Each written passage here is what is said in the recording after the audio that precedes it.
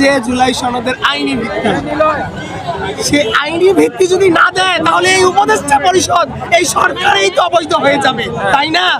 তাহলে তারা কি চাচ্ছে? তারা কি নিজেরা কি সেফ এক্সিট করে বিদেশ চলে যাবে আমাদের সেই 30,000 আহত শহীদ পরিবারকে গাঙ্গের জলে ভাসিয়ে দিয়ে, না গঙ্গা জলে ভাসিয়ে দিয়ে? তাদের কি কেউ মারা গেছে? তাদের তো কেউ মারা যায় নাই। মারা গেছে আমাদের, তাদের কেউ মারা যায় নাই। প্রিয় সাংবাদিক ভাইয়েরা, আপনারা এতক্ষণ শহীদ পরিবারের যে নেতৃত্ব দিচ্ছে তার বক্তব্য কালেকশন করছিলেন। আপনাদের মাঝে প্রিয় বাংলাদেশ, প্রিয় সাংবাদিক, আপনাদের মাঝে পুরো মেসেজ দিতে চাই।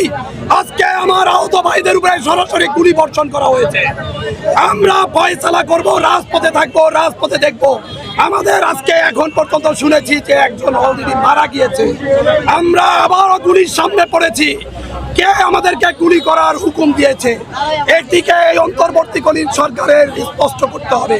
আমরা বলে দিতে চাই, এই গুলির সামনে দাঁড়ানোর ব্যক্তিগুলো হচ্ছে এই আহত যোদ্ধা, এই শহীদ পরিবার।